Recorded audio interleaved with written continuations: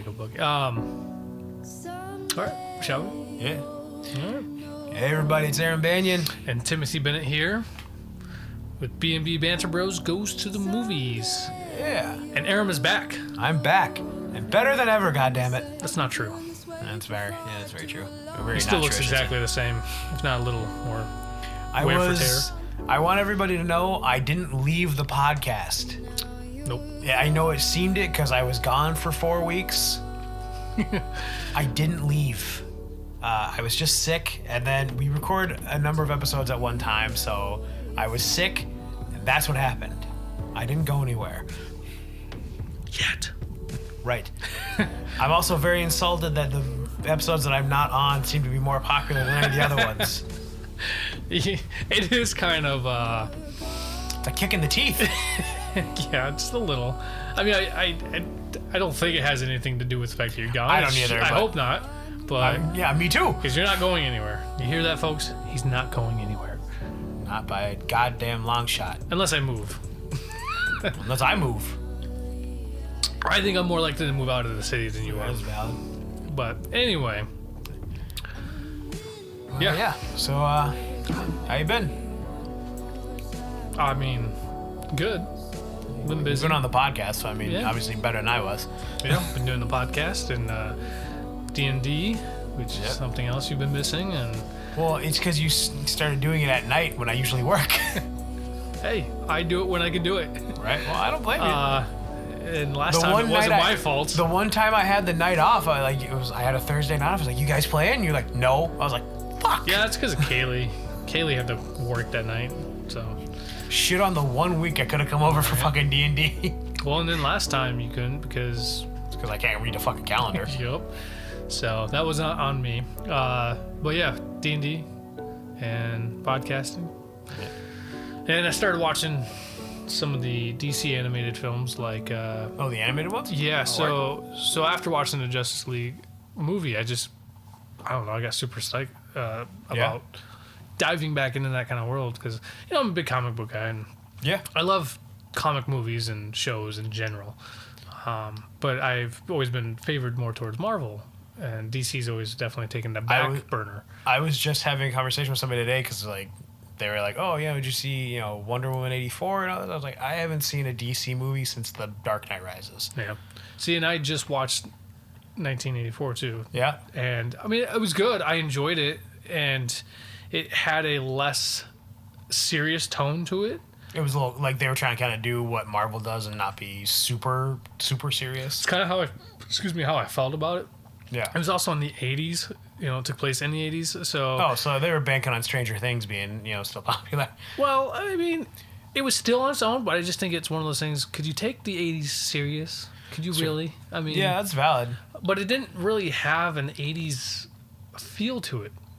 Not like Stranger Things actually has an 80s feel to it. Yeah, exactly. Stranger Things you knew it was the 80s. For sure. Especially if you're a kid in the 80s like that, them, then you definitely for sure. Oh yeah, that totally looks like my basement or bedroom or whatever.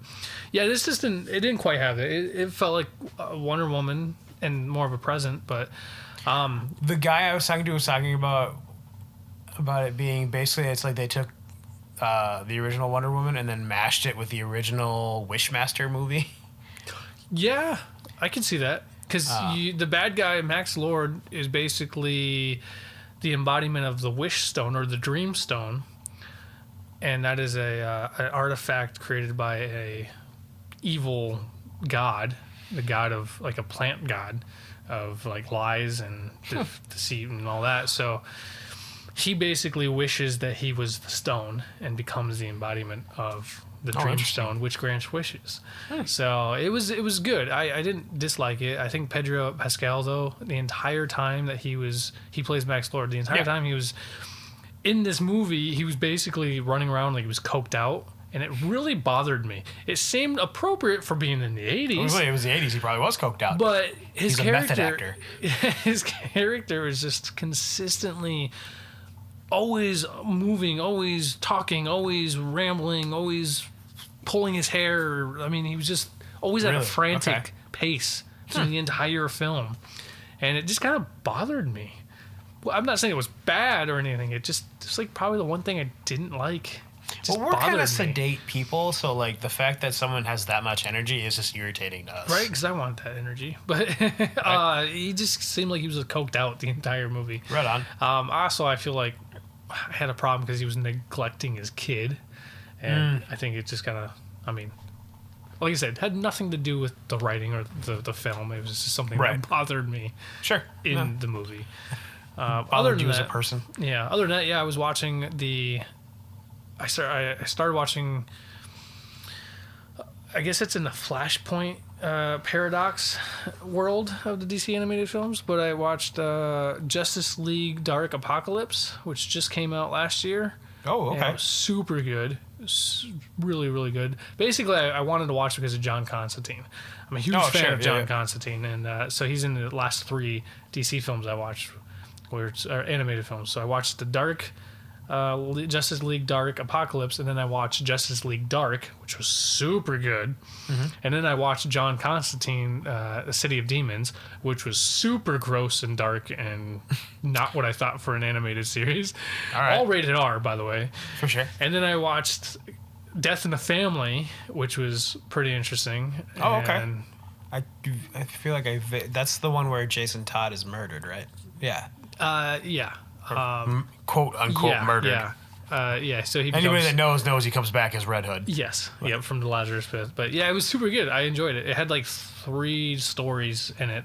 Oh, interesting. Okay. Yeah. So basically, like in the beginning, it was about Robin, about Jason Todd, and he is Batman sitting in a diner talking about the whole story. So he's just narrating about the past to Clark Kent. Oh, really? Yeah. So, but it was good, and I'm just kind of going down that. You're gonna watch The Killing Joke next? I already seen that. I watched that quite a few. I really enjoyed it, but it has a mystery on the end that still is like up in the air because I'm like, did he kill him? Did he not? Right. What the fuck? You know, you just hear like a quiet snap, and I'm on board with a lot of people that said that Batman killed the Joker. In a hysterical laugh, he killed the Joker, and that was the final joke, kind of whole thing. Anyway, we're not talking about that stuff. That's just how I am. Yeah. How are you, Aram? I'm all right. I've been working a lot. Other than that, hanging out with the kid. Doing this when I'm not sick, apparently. It's just been 3 weeks. Yeah. I just started watching... So it took me forever, but I just started watching Lucifer last night. Like, I realized I was like 2 episodes in, so I put down another 6 yesterday. Yeah.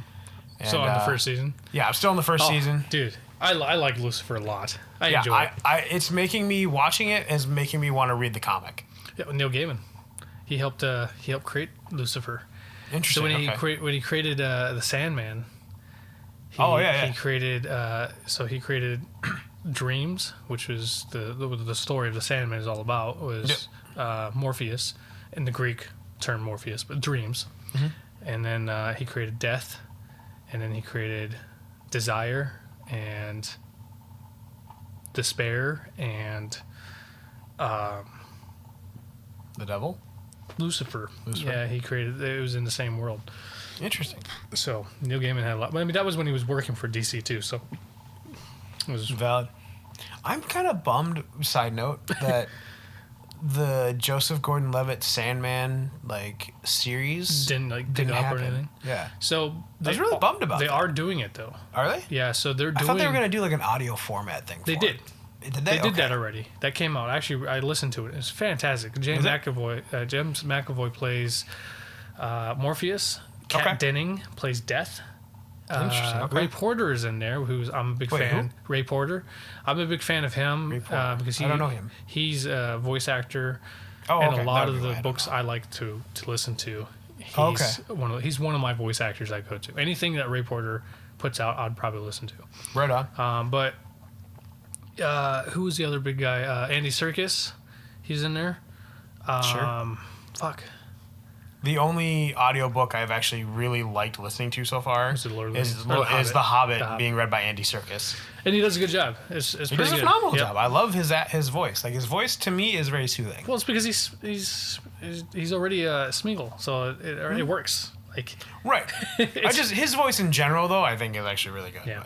I like him as an actor. I like him. I think he's great. I just like him. I like him in general. I think I was looking at his Facebook page once, and I was like, he's actually kind of cool. Right. But yeah. Anyway, they did an audible, whatever theatrical full cast story, and it was good. It was super good. It really, actually, that is probably what really amped me up to get into buying the DC encyclopedia. Oh, okay. So right after I listened to that, I picked up Wesley and we went to Barnes & Noble and I picked it up because For sure. I wanted more of this world after watching the Justice League, listening to that audiobook. Mm-hmm.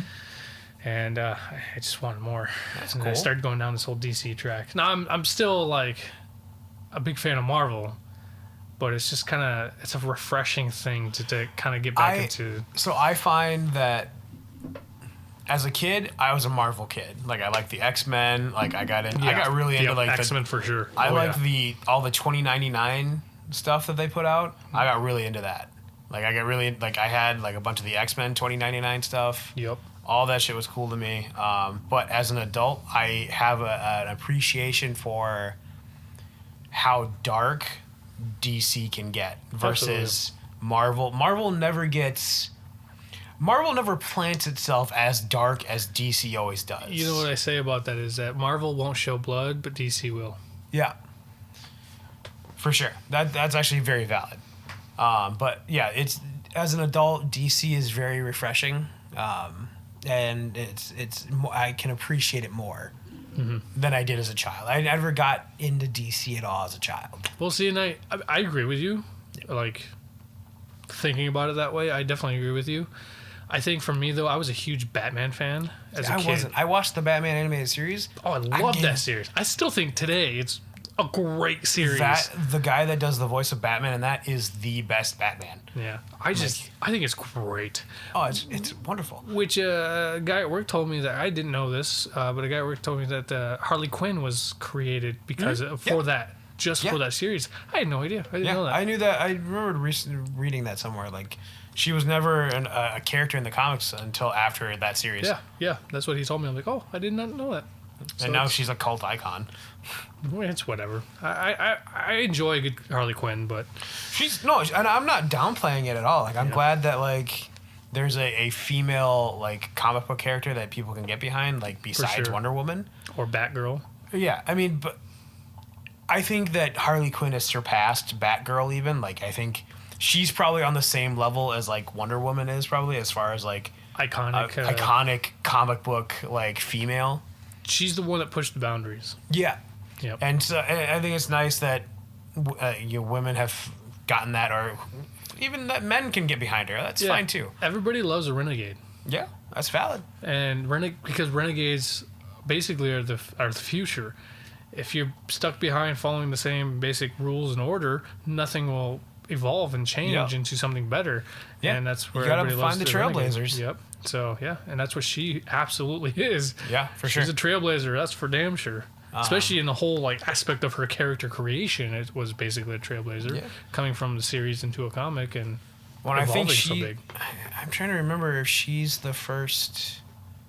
I'm trying to remember if she's the first comic book character in DC to have a same-sex relationship. Because I think at this point, her and Poison Ivy are some kind of an item. It wouldn't surprise me. I guess I wouldn't know, but yeah, I don't know. I guess I won't really expound on that because I don't know well enough at this point.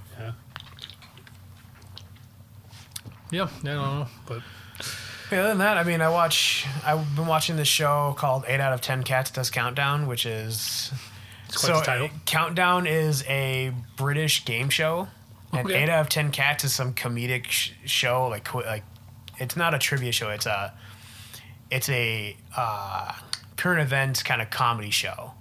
So, and they combined the two and did 8 out of 10 Cats Does Countdown. So it's basically a countdown, but they have like 4 comedians on doing number and word puzzles. Interesting.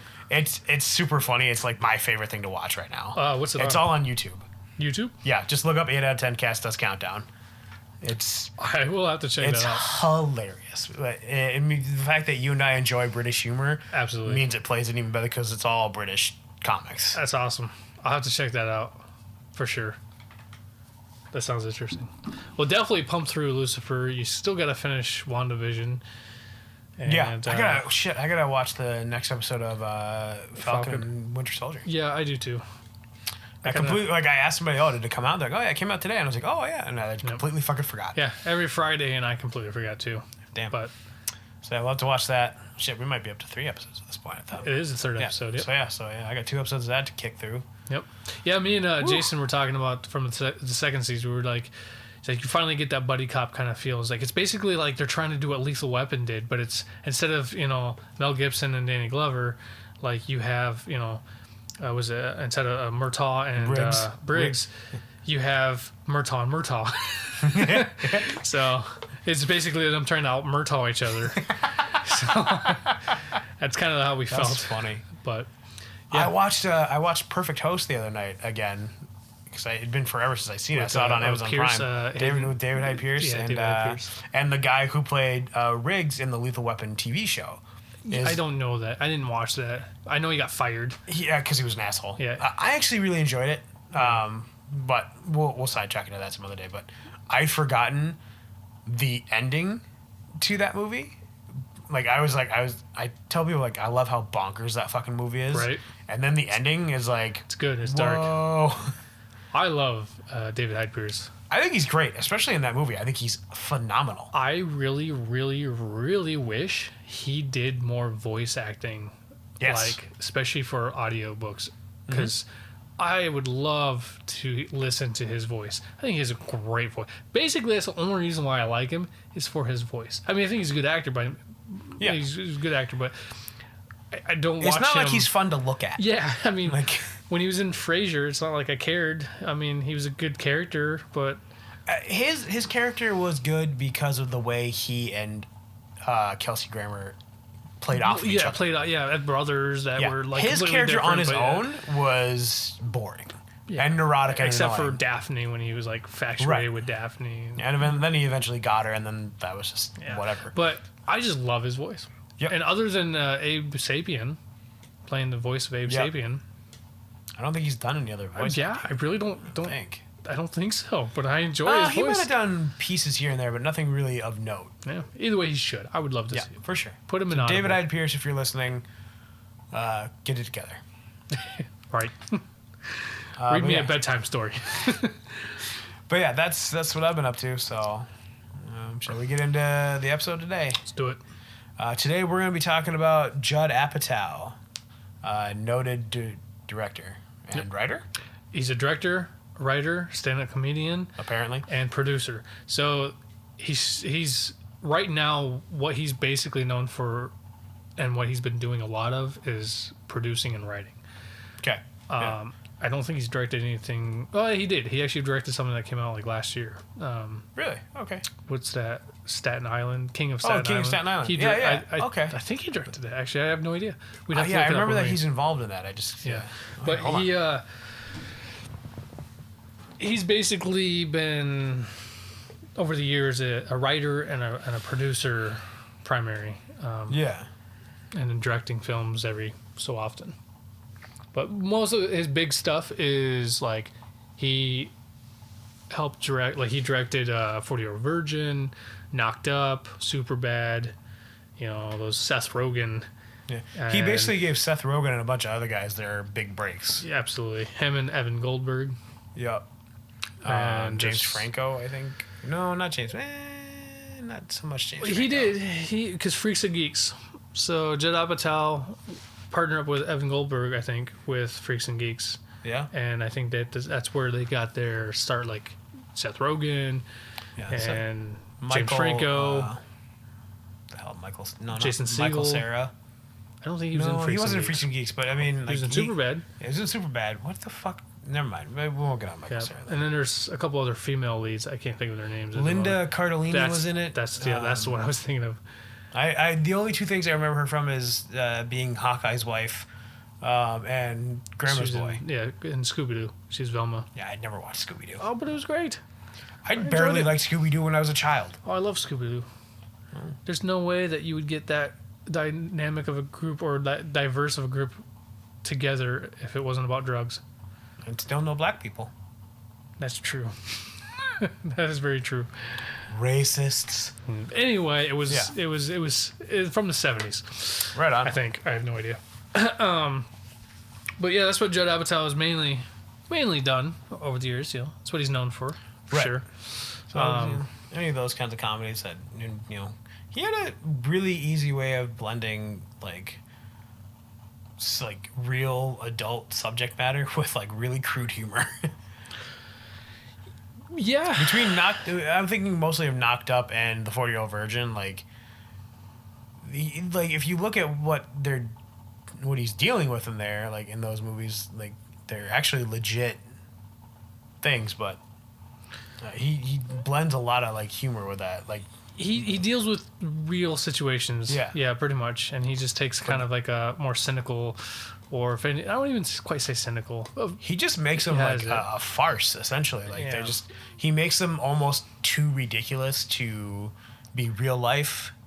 I think best way I look at it is kind of like what you're saying is he takes those real life situations that people had to live and maybe he lived or somebody had to live through, and then when they look back at it, they laugh at it, but he's doing it while it's happening. They're laughing at it. For sure. Kind of thing.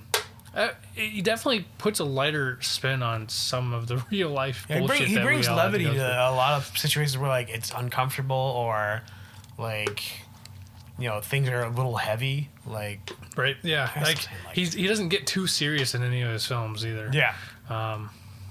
At least not to a point that you can't bring some comedy.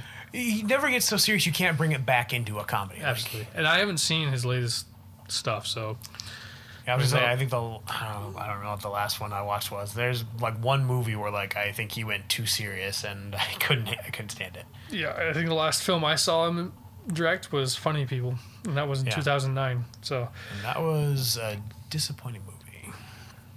Well, let's go off on the list of. Let's do his filmography real quick. Let's kind of pass through. So he did the Larry Sanders Show back in '92 to '98. Now that was his first time directing, and what he was a writer on the show. Yep. And the guy who was kind of running the show, or whatever. His manager Jimmy Miller. He was introduced by his manager Jimmy Miller to Gary Shandling, which is how he kind of got hired onto the Larry Sanders Show, because that was on HBO, I think. Yeah, I think the Larry Sanders Show was an HBO show. Probably. It sounds like it'd be one of those late night shows or whatever. Yeah. But he only got directing because basically he got told, hey, you're directing the next one. So, and I guess a funny story about that is that they had a psychic in the office because they were doing a show, an episode that had to deal with a psychic. So there was like a legit psychic that was in the office, and then the psychic came up. Let's dial back that term, legit psychic. Legit. Let's go with professional. Yeah, professional. There we go. Professional who got paid for it. Right. Psychic in the office, and she went to Judd and said, hey, he's like, you're going to, your house is going to get flooded soon, and you're also going to be a big-time director soon. Or you're going to make your break in directing soon. And so 2 weeks later, his house got flooded because California had a really big rainfall and his house got flooded. And then that same week, I guess, he was told, hey, you're going to direct this next one. So apparently, after that, he believed in psychics and went to the same psychic for many, many, many years. Said apparently that because he's married to Leslie Mann, who's funny. She's one of the few female actresses like out there who isn't like a comedian, like a stand-up comedy person or anything, but is just fucking hilarious. Yeah, that I think is just absolutely hilarious. I love her so much. Anything I've seen her in, she always has made me laugh. Yeah, she's just so good at what she does. Yep. And the thing that I guess Judd, because he's married for like 22, 23 years now, they've been married. One thing that he says about her is like, she's not trying to be funny. That's how she is. She's being dead serious, and that's what makes it funny. So, but they were going to Hawaii, and I guess the psychic said, it's like, be careful, don't go to Hawaii. It's not the right time. And I guess they went to Hawaii and basically spent the entire time in their hotel room, because they were so nervous and so scared. to go out and adventure around Hawaii. So, but yeah, that was his first directing gig. Right. He directed a couple episodes, I think. Oh, he was a consulting producer and writer for The Critic. You remember the cartoon with Jon Lovitz? No, I do not. No? Oh my God, we're gonna have to talk about that later. Yeah, I like Jon Lovitz. Jon Lovitz doing? It's an animated show where he's a TV or a movie critic on TV. Oh, this came out in the late 90s? There's a crossover episode with The Simpsons. Oh. I don't think it's late 90s. I think it was like mid 90s because he started writing in 1995. Well, that's the other thing. Or no, I think they're like 93. That's the other thing that Judd did is he wrote for The Simpsons. He wrote for one of the first few episodes of The Simpsons. So did Conan O'Brien. I think Judd did it just before Conan O'Brien did. But they helped write for some of the episodes of The Simpsons. So there's an episode that Judd wrote that it was, what was it? Homer Simpson becomes a child. And like he makes a wish or something to become a child. And then him and Bart become best friends. And then like Homer Simpson wants to run away so he never has to have responsibility. And that was the episode that Judd wrote. Interesting. We'll have to talk about The Critic sometime because that show is fucking hilarious. I like Jon Lovitz. So there's something interesting. He co-wrote the film Heavyweights. Yep, he did. That's fucking dope. It's about a fat camp, if anybody is not aware. If you don't know the movie Heavyweights, just look up the trailer or like bits of the movie online. Yeah, it's pretty good. It's funny. I think it's Ben Stiller's in it. Yeah. Yep. I think you can find it on like Hulu or something. I'm pretty sure you can find it on Disney.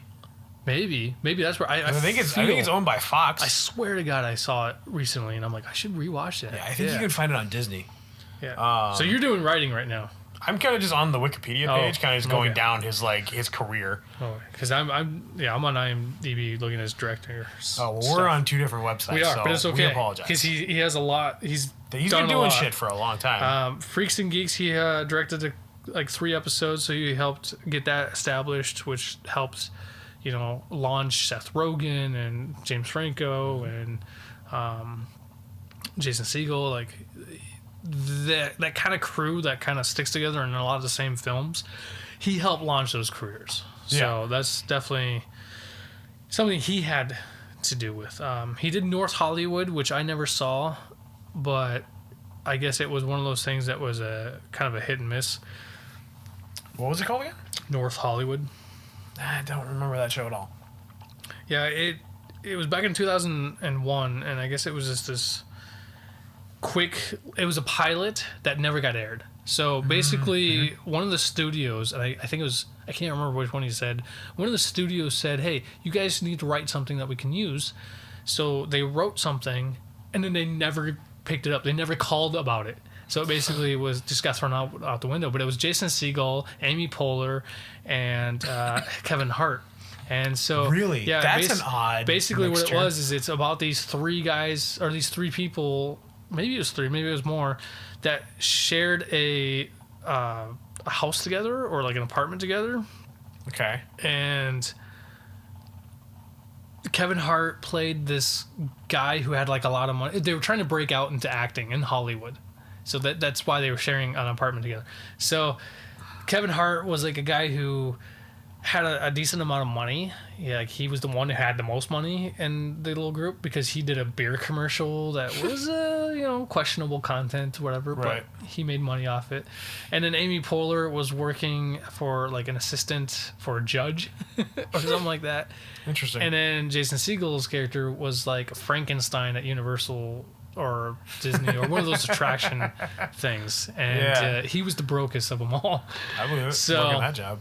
That was what that showed. And yeah, they did a pilot and they had it ready and it never got picked up. Like, interesting. The studio never called back about it. Jesus. So, and then after that, he did Undeclared. He did a couple episodes of Undeclared. Yeah, that one didn't make it very far. Yeah, was it 2001 and 2003? I never watched Undeclared. I think I saw an episode. I think Jay Baruchel was in that one. Yeah, yeah, he was. That was like something he broke out in, I think. Yeah, I think that was his break. So was Charlie Hannum. Oh, really? Yeah, I didn't know that. I only watched the one episode. Yeah, I remember Seth Rogen being in it. Jason Segel was in it. I didn't know that either. The guy with the glasses, I can't remember his name now. London Wainwright? No? Loudon Wainwright, I think is his name. But no, the guy like from Knocked Up that like has to grow the beard. And Martin Short? Or I'm not Martin Short. Martin Starr? That might be. I think he's Martin in Starr. Undeclared. He's the one that was also in what the fuck was that? He was in Spider-Man, the new Spider-Man. He played the school teacher. I think it's Martin Starr. But I'm pretty sure you're right. But I haven't seen. Yeah, he was the skinny twig and yeah, the one that kept making fun of. They call him like the shoe bomber. And yes, like, who's that? Yes, that's Martin Starr. Is that Ben's rabbi? I think it's the guy that that's Martin Starr. I like Martin Starr. I think he's delightfully like dry. Yeah. I think he's yeah. I like him. I don't know why. Yeah, I think I saw him in Party Down too for a little bit. Yeah, I didn't finish that show. That show was okay. He's also in Stealing Harvard. He was the cashier at the convenience store that had the shotgun when they're trying to rob the place. Oh, it's been so long since I've seen that movie. He shot the sign. He's like, oh yeah, the robbers also stole a 12 case of beer. So yeah. Anyway, that's funny. Moving on from that, apparently Ted Nugent stars or makes an appearance in Undeclared. Oh fuck that guy. So his biggest hit film though, this is what really broke him out as a director, was 40-Year-Old Virgin. Yep. And it was funny. It was hilarious. There's a reason it broke him out. Like it was a great comedic film. Yeah. In 2005. Wow, 2005. I thought it was earlier than that. It seems like it was earlier than that. Right? Yeah. But it really isn't. But yeah, I mean, in 2005, I was 20, so. Man, yeah, that's right. So him and Steve Carell wrote this. They wrote it together? Yeah, they wrote it together. So I do remember hearing about this. So what it was that he had worked with Steve Carell on something, and he always thought that, it was Anchorman. He was a ex-executive producer or something, or maybe a writer of Anchorman. And so Will Ferrell and this other guy had he was a producer on Anchorman. Yeah, so they had written Anchorman, and they had like this whole different script about like being trapped, like they were like a bunch of Anchorman people, and they were supposed to fly to this Anchorman convention, and then they like have a plane crash and end up on a side of a mountain, and then they're supposed to survive or whatever. That was like apparently the draft that Will Ferrell and this other guy wrote. So Judd Apatow came in and they kind of changed it into the Anchorman that we see today. And he thought that Steve Carell was hilarious on that. And because he was as Brick. Yeah. Brick, where'd you get a grenade? I don't know. I love that sequence. Brick, I thought this was a shortcut. Okay. Wizards. All right. So I guess he went up to Steve Carell and he's like, so how would you feel about like, writing a movie that you were a star in? And I guess Steve Carell said, well, I've been working on like this sketch bit where, I'm like a 40-year-old virgin. And so they hashed it out, and that's what they came out with. And that was the first film that he directed. I love that they both gave their wives roles in that movie. Yeah. Because Leslie Mann is the drunk chick that he picks up. Yeah. And Steve Carell's wife is when he takes his girlfriend's daughter to learn about safe sex, that the counselor or whatever, that's Steve Carell's wife. Where he raises it's like, oh, is it true if you don't use it, you lose it? That's not a real question. Nope, not. That's great. You know what you're doing? You're putting the pussy on a pedestal. That's the second time I've heard that. Put it on the pedestal. It's a great movie, and if you haven't seen it, just go watch it. Right. It's definitely iconic. Oh, for sure. And that led him into writing.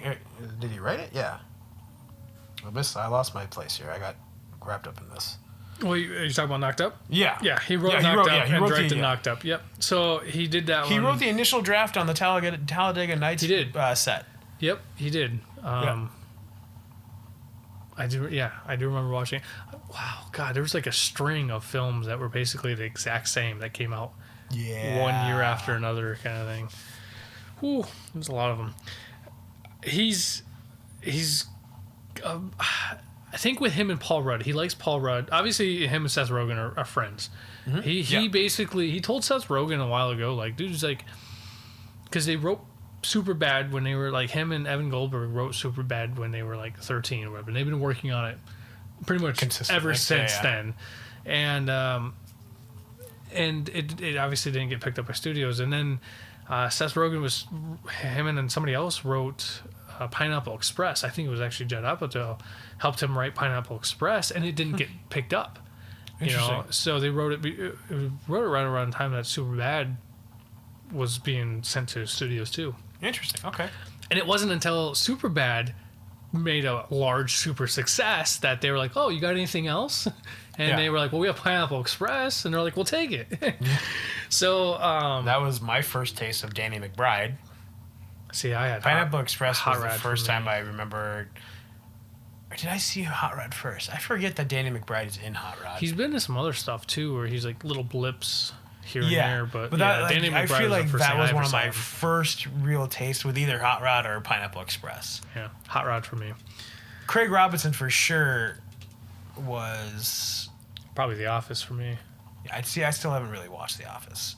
So Pineapple Express was probably one of the first tastes of Craig Robinson. Yeah, I enjoyed it, but pot humor gets lost on me when it's too much because I don't smoke. So like, some of it can get a little boring to me. But there were plenty of moments in that movie that it wasn't a boring movie. No, not at all. There's plenty of things that kept you entertained. It wasn't just about my the weed. favorite line in that movie has got to be when they're like, "Well, is there any other way he can find you? Like, heat-seeking missiles, bloodhounds." It's like, I'm flabbergasted. Thank you. Not a compliment. Yeah. I'll get to that in a moment. I was losing my train of thought. What was I saying?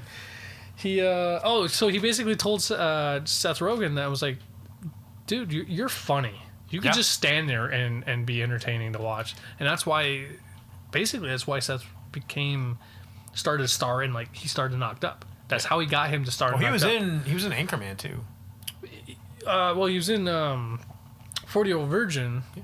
That was like his like. I just remember him being like a literally like throwaway cast member in Anchorman because he was the cameraman. Oh yeah, he was. Yeah. Sorry, but he was in 40-Year-Old Virgin, and like that was at the time that he was like, it's like, what if you did, like, what if you became a star? And he's like, I'm not star material. It was like, it's like anybody's star material. You give him the right material. Well, I guess Judd was like, but you're funny. He's like, you could just stand there and you're funny. He's like, that's why he did Knocked Up, because that was his first time like really being the star of the movie. He's like, what if you got some chick pregnant and just had to deal with it or whatever? And Judd said that one of his favorite scenes was he was a big fan of Kristen Wiig from Saturday Night Live. Yep. And so he was like, Saturday Night Live, her very first skit was just absolutely killer. She's like, nobody's done that, where like their first time doing a skit was just amazing, and hers was. And so like he always like he wanted to work with her because he thought it was so good. So he hired her, brought her on for just this little blip of a character as Alan Tudyk's assistant. And Knocked Up. Right, that's right. And it was great because basically it was all improv. She had no lines, so she improv'd it. I forgot she was in that. It was brilliant. It was so brilliant, and that was something that I think Judd realized afterwards. Like he had a knack for seeking out these kind of talented people. Yeah.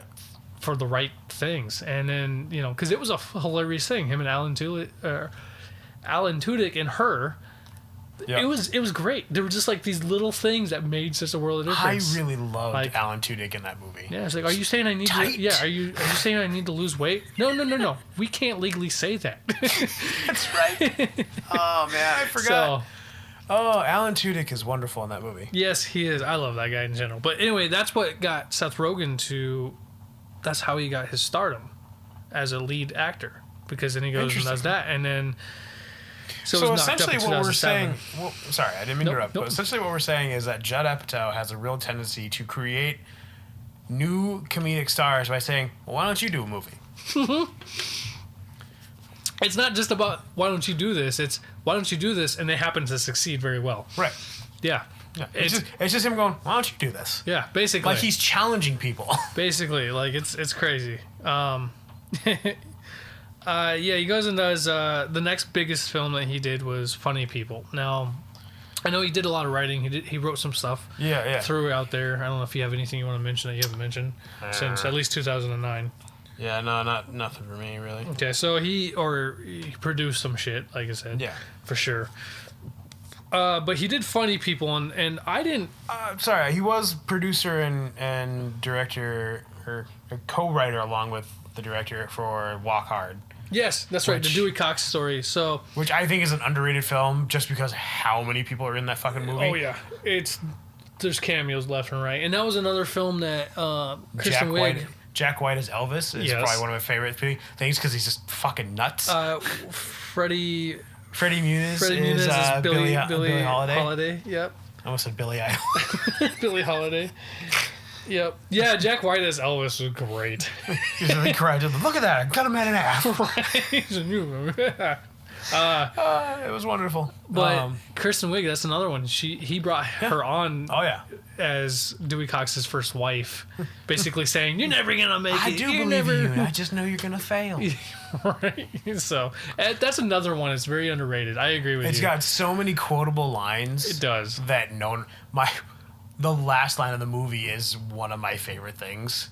Because it's when he's getting the award and Eddie Vedder from Pearl Jam is introducing him, and he's up on stage with the guitar. He's like, "Thank you, Eddie Vedder." Yeah. And I dislike Eddie Vedder. Like I kind of dislike Pearl Jam in general at this point, but like I just thought it was funny. Like the epitome image of the '90s grunge music scene. I mean, yeah, he kind of is. I feel like Chris Cornell more embodied grunge, but I won't get into that. Nirvana is the one that created. That's a different hill to die on. But yeah, that's probably my favorite line in the whole movie. Although second to that is when when he sees Tim Meadows doing drugs when they're doing Viagra at the end. And he's like, "I can give you an erection for 4 hours." He's like, "I just don't want to risk the temptations." And he comes out and he's like, "The temptations," because the temptations are over in the hallway. Yeah.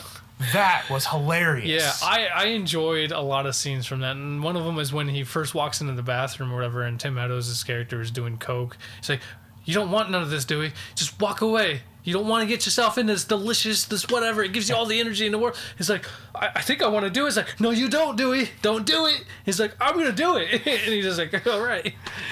Or when he like accidentally 3 times, I think, too. They do it with pot, they do it with coke, and they do it with the Viagra at the end. I don't know if there's another one, but they do those 3 for sure. Definitely do that. I know the coke one the next day, and like Dewey's just like screaming into the mic, like, "You're singing like some kind of punk." Right. Yeah, trying to initiate the punk movement. Yeah, I like it. It's a good movie.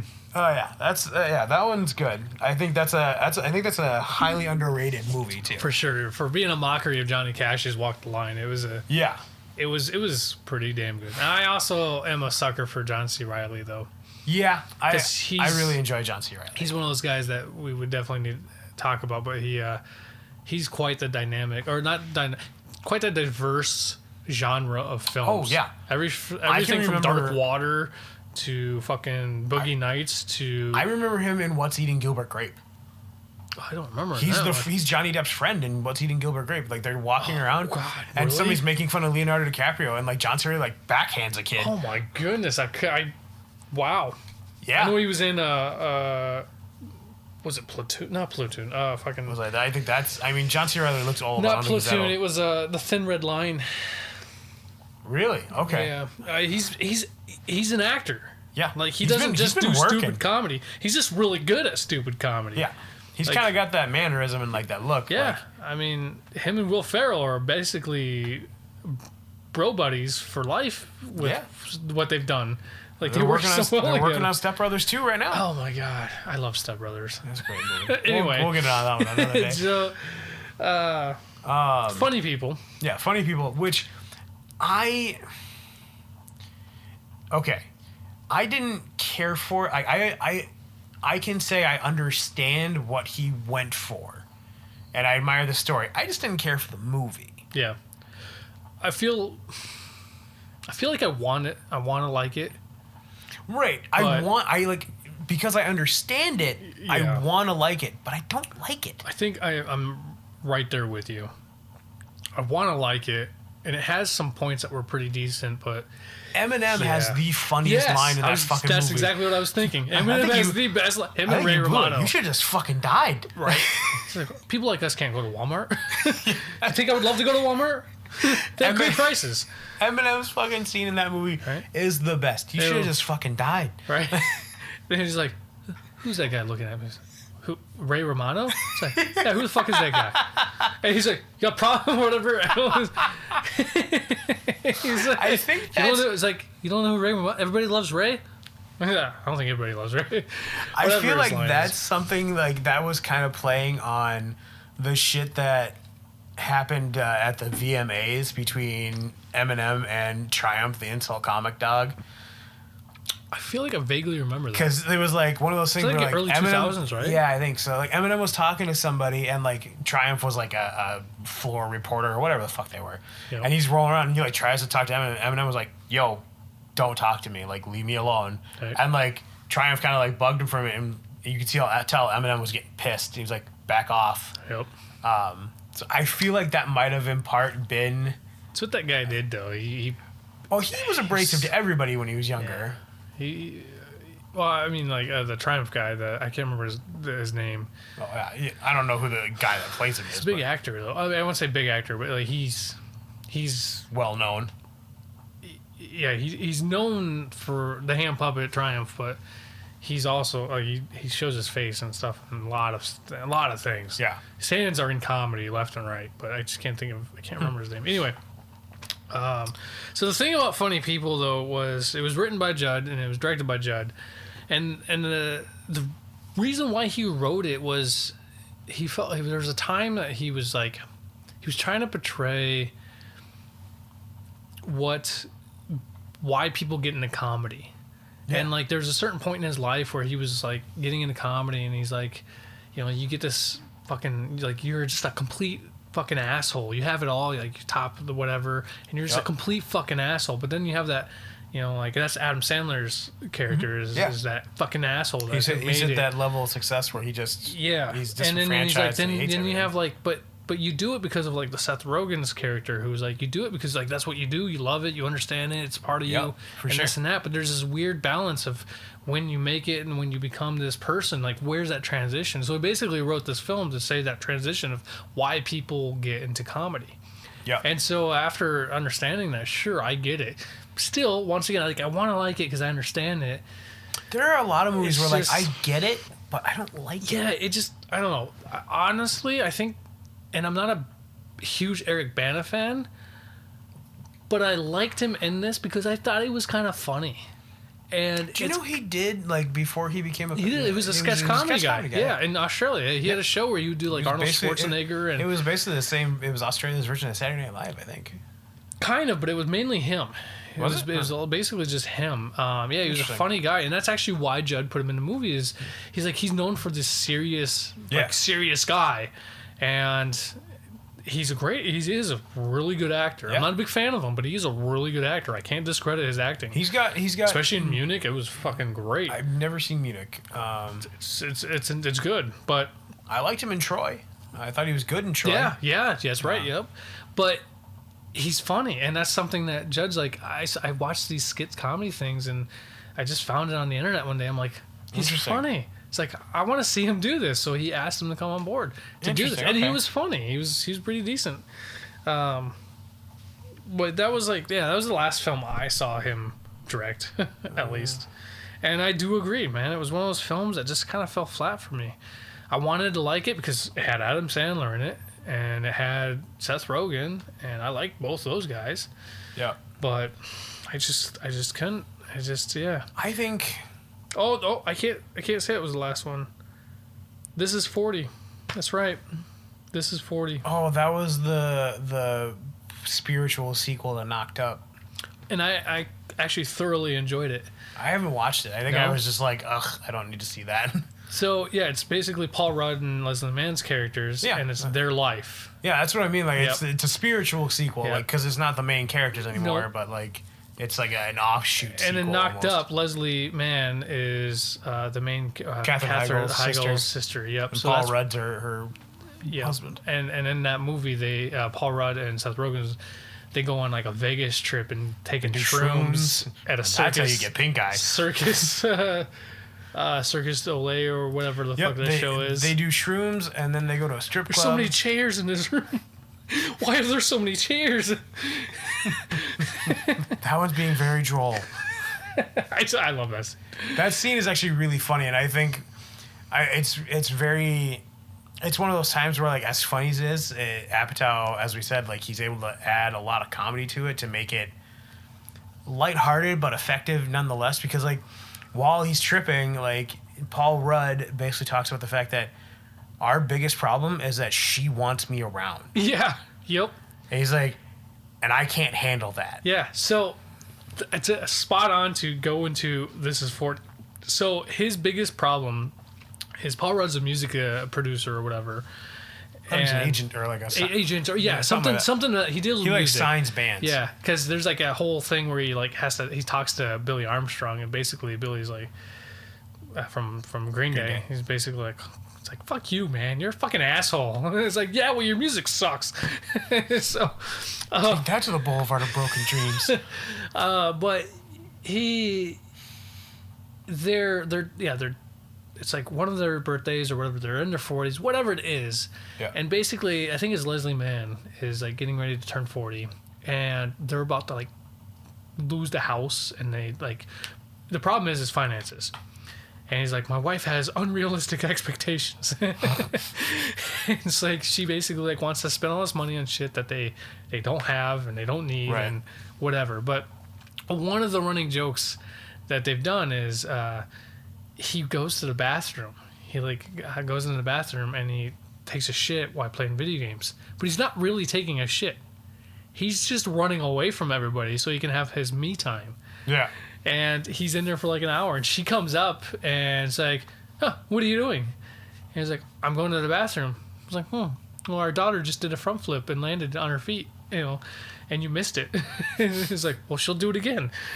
He's like, you've been in here for a very long time. Who poops for this long? He's like, John Goodman. And he's like playing a game on a tablet. So the thing is he's like you just said. He doesn't. Yeah.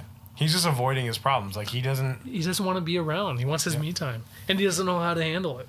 Yeah. I relate to that a lot, although I'm not anywhere close to that. Right. I definitely relate to that. It's being hard. It's hard being like a family man. Yeah. Yeah. Because like I'm so used to waking up and doing whatever the fuck I want. Right. Having all the time I want to do whatever when I want to, and now it's like, oh, I can't. Right. My life is not mine anymore.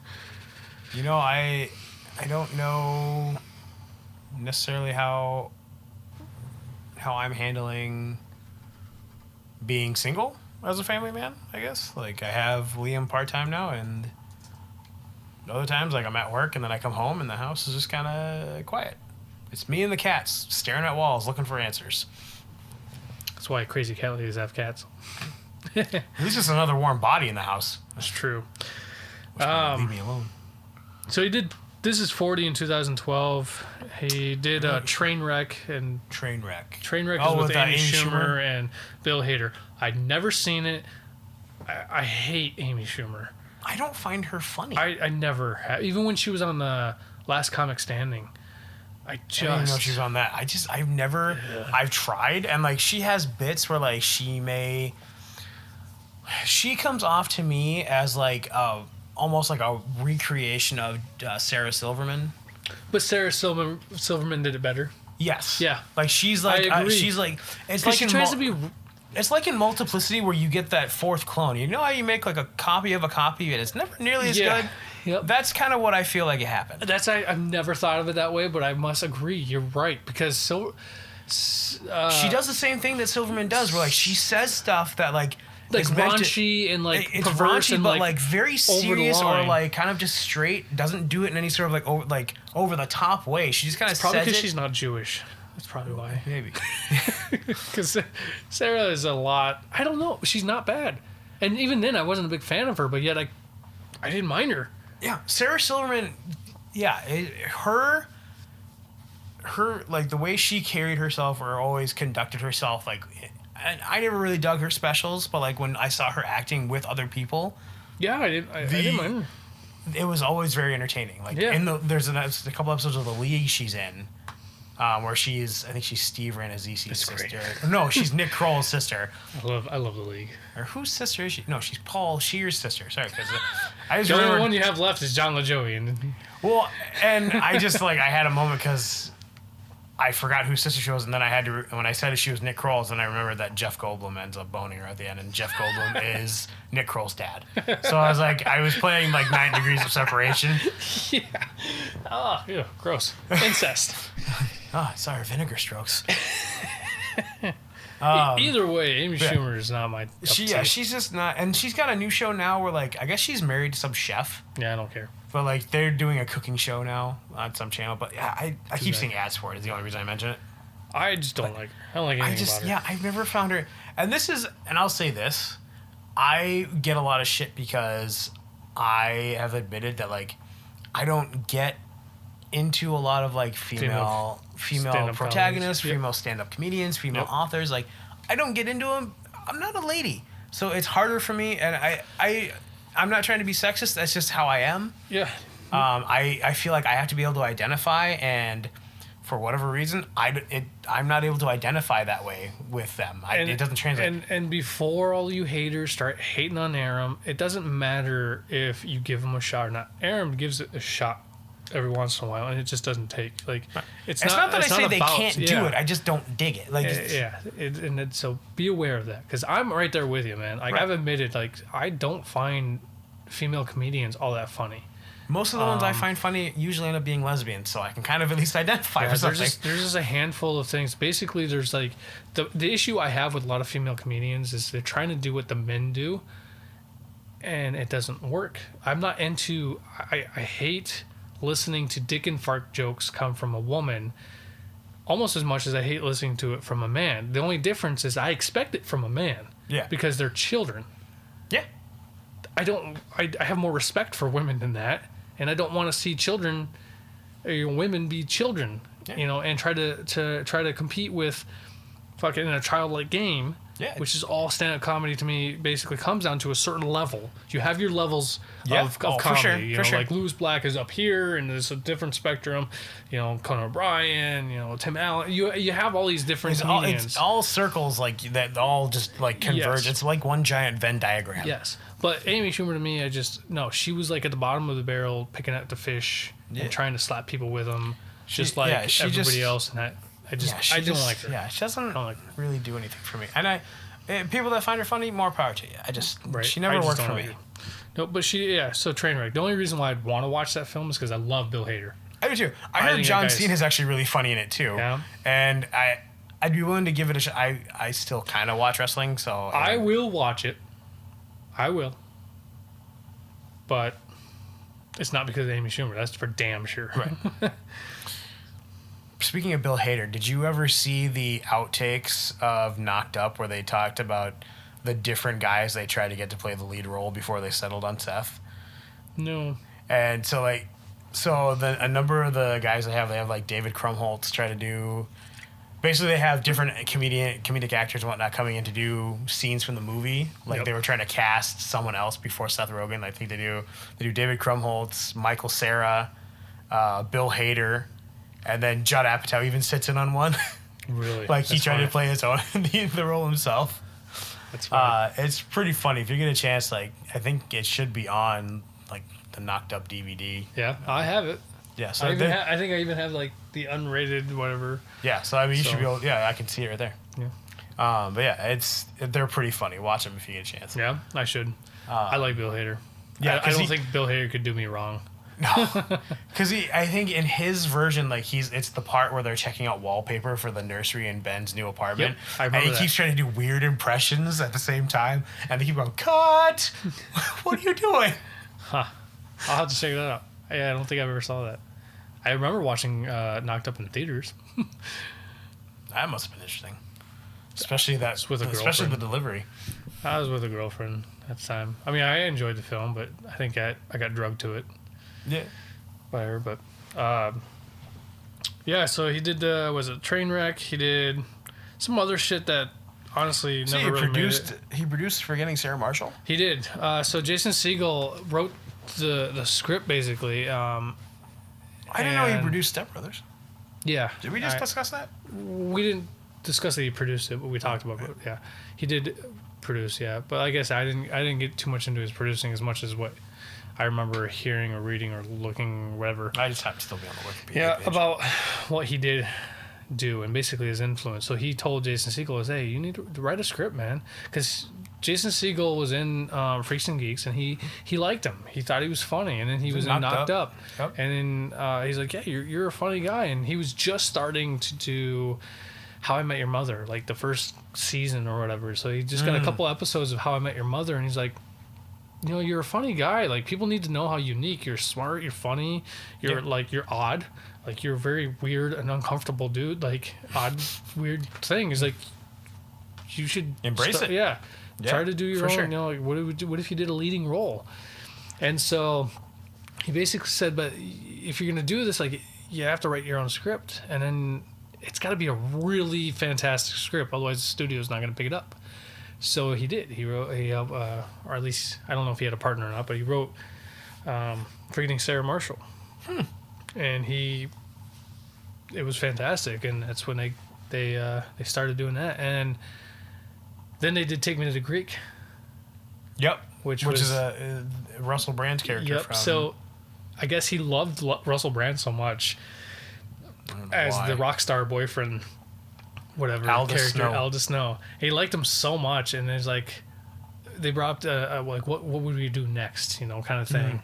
And he's like, what if there's like something to do with a rocker? And then it was like, what if we brought Aldous Snow and then Jonah Hill, because Jonah Hill was like one of those guys that he was in 40-Year-Old Virgin who didn't understand what the eBay store was. That was his first we sell your stuff role. on eBay. I'll take these. Yeah. No, I sell them on eBay. Why can't I just give you money? And I guess that I forgot it was that. one of those things that he was just funny and he got along with everybody. Yeah. And my understanding is Jonah Hill is actually a pretty affable guy. I guess, yep. He gets a lot of shit and he's very whatever, but I don't know why he's whatever. Anyway, we'll have to maybe dive into that another episode. But Apatow said that. He's like, well, what if Jonah Hill was this like reporter guy who's trying to like do a comeback story or whatever, or get this comeback artist, and what if it was, you know, this and that? He's like, but we used Jonah Hill was a waiter in. I was just gonna say, what's Forgetting Sarah Marshall? So how would that work? And eventually they were like, well, they did the film. They wrote the film or whatever, and they're like, they even wrote it off that Jonah Hill would mention. It's like, yeah, I was a waiter once. and then they scrapped it and said, fuck logic, let's just do it anyway. And I enjoy that film. I started to watch it, so I kind of got right up until he actually ran and like meets Aldous Snow. I actually was really enjoying the way P. Diddy was acting in that movie. Sean Combs. Yeah. Does he not like to be called P. Diddy anymore? I don't know. I was like, I don't know. I call him Sean Combs. But it is his real name, so I mean, that's fine. I think that's what he calls what nowadays acting and stuff. Is it? Okay. That's probably what he calls himself. But yeah, whatever. I liked him in that too, especially because he's fucking crazy. Yeah. But it was a good movie. I enjoyed it. It was a ride, and it was kind of cool to see like a little spin-off, just like This Is 40. Yeah. It was basically the same kind of thing. It was like a spiritual spin-off. sequel or a spin-off sequel. Yeah. Yep. And I enjoy it. I thought they were both very well done. I think there. I'm gonna say this now. I think there are movies or characters in movies that would do well if you made a spin-off movie of them. Like Hobbs and Shaw from the Fast and Furious things, they just did that, and that seems to have done really well. Yeah. Did you watch it? No, I'm so far behind on the Fast and Furious movies. Like, you don't need to watch any of them. Just watch that. I was saying, I haven't seen past 4. Yeah, I mean 3 or 4. I'm entirely caught up in whatever, but I enjoyed Hobbs and Shaw because it didn't take itself serious, right? Because it wasn't supposed to, right? So, there's a bunch of movies The Rock has done recently that I want to watch. I love The Rock. The Jumanji movies. I want to watch the second one because I want to be able to see The Rock trying to do Danny DeVito. I mean, it was terrible, but and to see Kevin Hart trying to do Danny Glover. I mean, it was terrible, but it was a lot more on spot than The Rock trying to do Danny DeVito, but either way, it was I funny. worry that they basically gave all the best parts of that movie away in the trailer. Kind of. And there's been a couple of movies that I have trouble thinking of them right now, but I know there's been a couple of movies where it's like, oh, all the funny parts were already in the trailer, so I didn't need to waste my time with the rest of this movie. Yeah, I mean, I don't let that happen to me. I mean, even though it may be, I'll still watch. I mean, I'll still watch them, but then like after it's like, nah, everything was in the trailer. I didn't need any of this. I don't know. Give it a shot. But where was I? I would have just a train wreck. Yeah, train wreck. Yeah, I went on to Forgetting Sarah Marshall for a moment. He did a couple other stuff. Did you have anything throw in there for writing or producing? From there to 2016. Shit, I'm still in 2009. Fuck me. Well, he did do a series that I just heard about that me and Aaron were actually talking about a little bit earlier. Oh, yeah. Was Crashing. It was an HBO show that he... he did Love on Netflix, too. That's coming next. I was about to do Sorry, that next. didn't mean to interrupt you. Nope. It's only because that's what's in order here. But yeah, he also did Love, which was a Netflix show, which he directed the first episode. I have not finished it. I didn't like the show. I watched like 5 or 6 episodes, and I just haven't gotten back to it. I don't know if I ever will. I watched probably the first 2 or 3 episodes when it first came out for the first season, and I didn't like it. I didn't get into it. My one hope is that maybe it somehow gets better, but I don't think it does. I don't think so. It's just not for me. Like, I don't know what it was. There's nothing for me. There's nothing intrinsically like interesting about it. Doesn't grab you. Yeah, there's nothing really interesting about someone so like emotionally damaged and a guy that has no like spine apparently. No confidence, whatever. He's basically he's losers. A speck on the wall, trying to falling in love with a woman that is damaged beyond repair. It seems like. Well, it's basically about like these 2 losers who know they're losers but don't do anything about it. Yeah. Like they don't want to be losers, but they don't do anything about it. Right. And whatever it is that they try to do definitely doesn't work. It just, I don't know. To be honest, I just didn't. It's not anything against the show. I just was bored. Yeah. I was super bored watching There's nothing funny. There's nothing grabbing. Yeah. Nothing about it grabs me. It's not really interesting. I found I don't know what the fuck her name is. Jillian Jacobs? Is that what her name is? The chick from actress. Community. Yeah.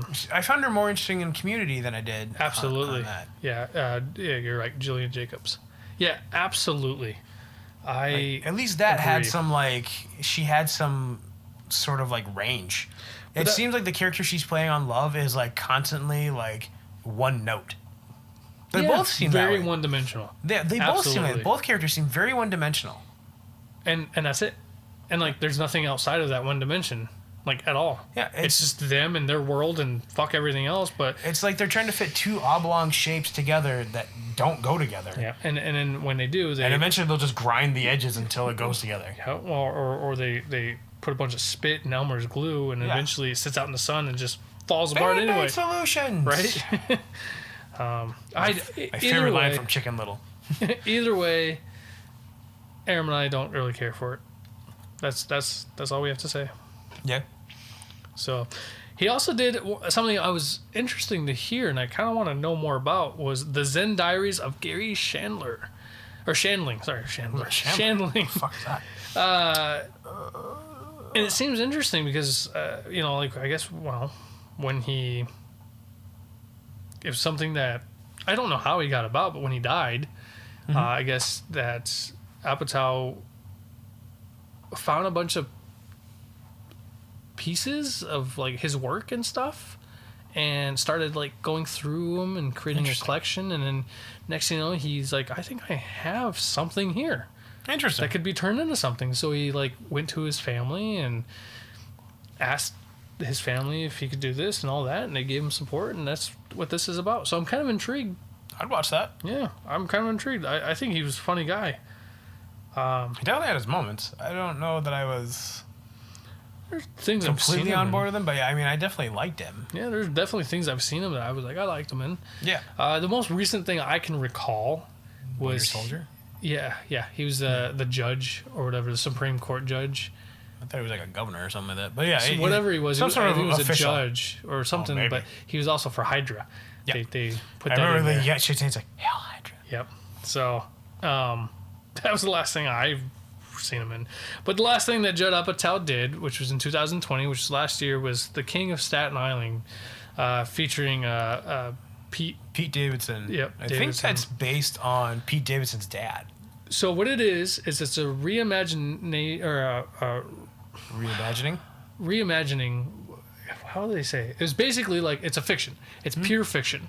Yeah. But it's a relative yet pure. Yeah, it's like an reimagination of Pete's life a little bit. So what it is Pete Davidson's dad really was a firefighter in 9/11 and died. Yep. So in this case, what it is that Pete in real life found comedy, and that's where he kind of saved himself. Yeah. And he didn't know how to deal with it as a young age, losing his dad or whatever. But this movie was about what if he didn't have comedy, and that's why it's a reimagining. But it's also like it's pure fiction. Interesting. So okay. It's kind of interesting, yeah. And I guess he's it's a big a what fan if tale. basically. Interesting. And I guess Judd was a big fan of him, and I guess the reason why that Pete got onto like Saturday Night Live and stuff like that was because of Bill Hader. Bill Hader said they did a quick cameo in one of the films that they worked on with Judd, and Bill Hader's like, he thought he was fucking hilarious, and so he's like, pretty funny. I'm gonna put in a good word with Lore, like I'm gonna Lauren from Saturday Night Live, and Lorne Michaels. Yep, and he's like, I'm gonna put in a good word, and that's where he was for a while. And yeah, I think he's okay. So, I think he has his moments at least, but yeah, I think he's goofy looking. Oh, he is. So that's why I've never. That's why I would never watch him. Right. But like listening to his stand up, like he's pretty funny. At least I think so. Yeah. He's made me laugh. I think the bit about why he has getting his dad's initials tattooed on his neck or something like that. His dad, because obviously because his dad died, he has his dad's initials. His dad's initials are SMD. Yeah. Yeah. So, what? That's all I have for the filmography. What was the first thing that you saw him in that you knew, like you recognized that name, Judd? Like, obviously you would have had to have seen him in something, but what was it that kind of comes to know, like, oh, Judd Apatow, and he started becoming a name? So for me, actually, it probably would have been, because I probably didn't know his name by the time I watched 4-Year-Old Virgin, and I couldn't promise that I knew his name when I saw Knocked Up. But by funny people, I kind of knew his name. Yeah. So Funny People would have to be the first one I really equate with him, or at least the idea that I knew who he was. Yeah. At that point. So I think for me it was probably This Is 40, and it's just because it was like that, like you said, spiritual spin-off sequel or whatever of Knocked Up, and I was a big fan of Knocked Up. Right. And 40-Year-Old Virgin, but I never knew. Yeah, I didn't know. At that point, we weren't necessarily paying attention to who was directing it. No, absolutely not. I was more of like who was starring in it. Right. And I liked Seth Rogen, and I was like, oh, cool. I like Seth Rogen, except for his laugh. If he could just not laugh the rest of my life, that'd be dandy. Yeah. Yes, such a... I've listened to a couple podcasts where he's a guest and he laughs inherent, like... throughout, and it's like, fuck me, I'm gonna take my earphones out. I can't do it. It's like it's this like weird Cookie Monster. It's this weird Cookie Monster laugh. It's so true. It's so true. It's so like irritating. I think he's hysterical. I think he's a really good writer. He's a really good writer. I think he's smarter than he lets anybody know. Yeah. I think he gives it away in spots, and I know that he went to the Supreme Court, I believe, for or he testified or like made a presentation on about Alzheimer's at some point. I believe. I think it was Alzheimer's. Something. I actually watched that. Yeah, I watched a bit of it, and I think he's admirable. I think behind the goofy exterior he gives off, he's much more intelligent than he lets on. Absolutely. So I follow him on Instagram, and I know one thing that he does is he started making pottery. He's passionate about pottery, And so he started. I think I saw that on something I watched on Netflix. Yeah, so he started making pottery, but what he started doing was he started with like vases, like plates, mugs, and then he went to vases, and then he started making ashtrays. And next thing you know, he started making ashtrays and vases. And next thing you know, that bloomed into this. He started selling. He has his own little company now that sells what's called houseplant wares type stuff. I'd have to look at it. And it's basically a ceramic vase or vase that you can have with an ashtray that for like your weed or cigarettes. And he provides a way of like, I don't know, and there's a vinyl record that comes with it, like a mood mix or something. And it's just, it's crazy, but it's super. Yeah, it's interesting. It's unique, and it's kind of cool how it kind of came about. You know, because you don't hear a lot of potheads being very active or ambitious about things. No. So I think a comedian this dude was like, yeah, pothead makes you kind of docile. Hell yeah, I don't know. I agree with you. I think he's smarter than he comes off. I think that's also on purpose. Maybe. I just think this also. I think he's a lot more humble than I'd give him people that, want to accept, because he doesn't put himself out there in the spotlight or the center of attention. He speaks up. It seems he speaks up when he feels the need to speak up, but he never speaks up otherwise. Yeah. And that's admirable in and of itself. Yeah, I don't know. I like the guy. I've seen enough stuff, and I've seen enough back stuff, you know, and behind the scenes and interviews and whatever else that I've grown to like him. He seems like a very genuine person. He's not trying to be something he's not. I also think that him losing weight is very impressive. Yeah, because Jonah Hill, a chunky fella. Same with Jonah Hill. I think that was amazing on how much weight he was able to lose. You know, I think it's incredible when people can transform like that. Oh, it's definitely admirable when you can do stuff like that, for sure. I mean, there's a point of like actors who, like method actors who can gain weight, lose weight, like Christian Bale or... I was just going to say, because of The Machinist, personally, right, for me. Or even Jared Leto. Like, there's a certain point when you have those actors that are willing to do that kind of aggressive transformation. But that is a little bit different when you have this thing that you've lived with for most of your life in one way, and then you struggle with that, and then you're able to do it because it's the right thing to do, right? Not because somebody's paying you to do it. You know what I mean? Yeah. Oh, for sure. And that's kind of the comparison. It's one thing to change your life as opposed to change for a role. Yes, and I have a lot of respect, and I'm blown away on those people who can do that for roles, but I'm more impressed with who can do it because it just makes me think of Robert Downey Jr. in Tropic Thunder. Oh man, I love that. I love that movie. I love that movie so much. I'm the dude. I'm the dude playing a dude pretending to be another dude. Yeah. He got so much shit for that too. He did. Yeah. Well, I guess he asked the closest black friends that he knew, like, would this be okay if I did this?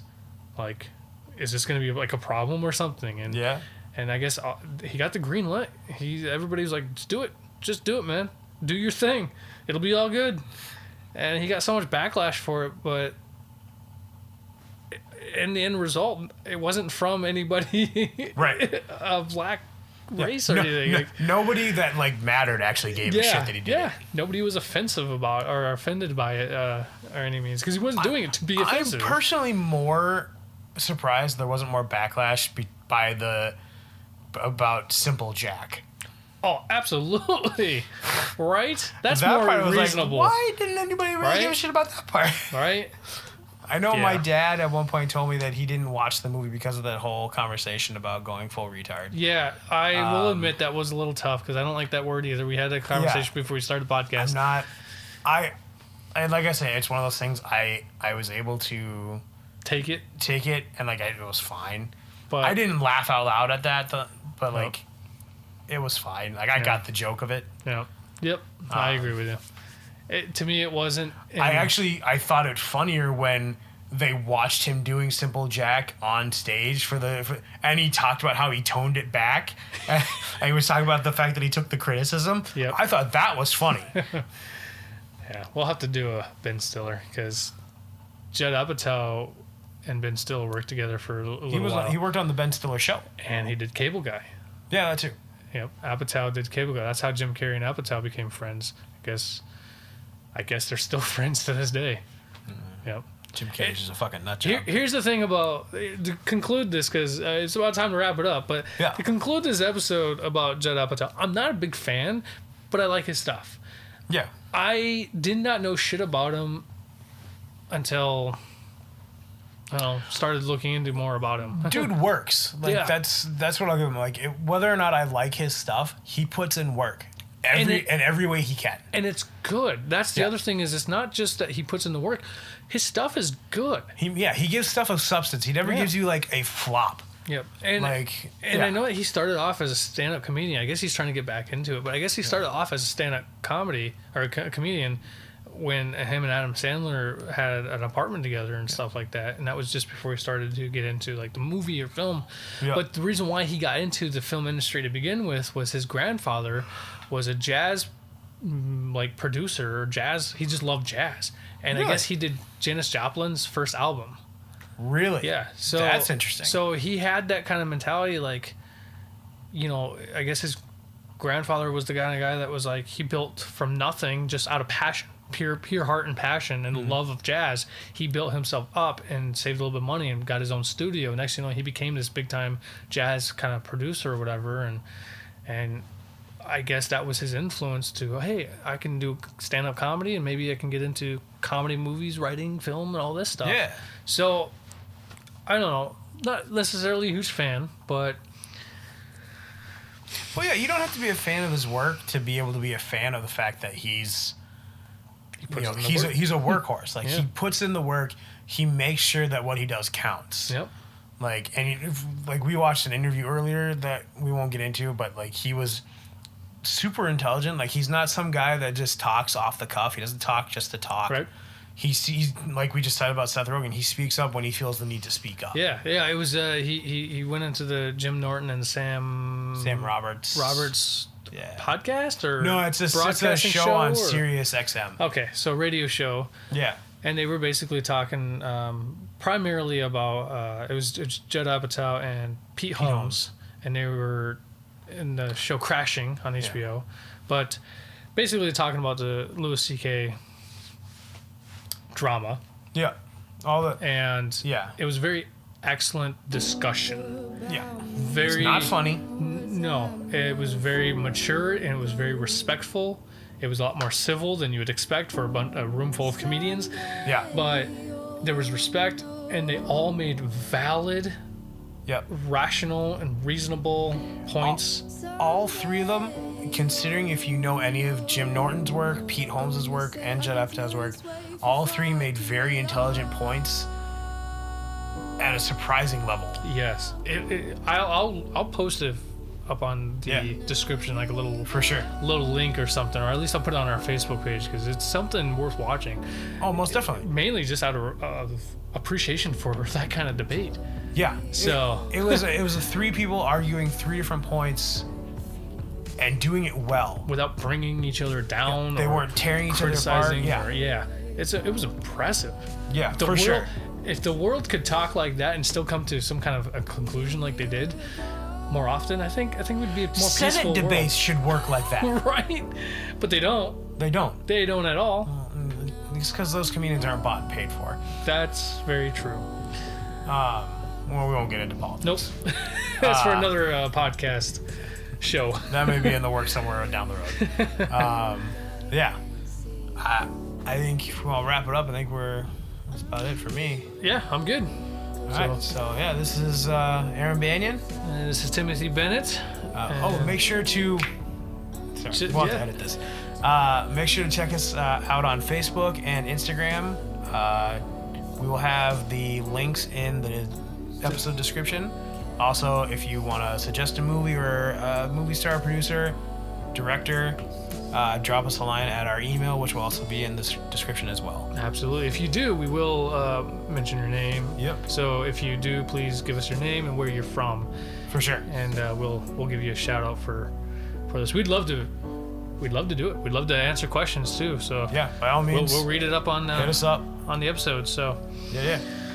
Hell yeah. Well, this is Timothy Bennett. This is Aaron Banyan. And we'll catch you later. Bye. Peace.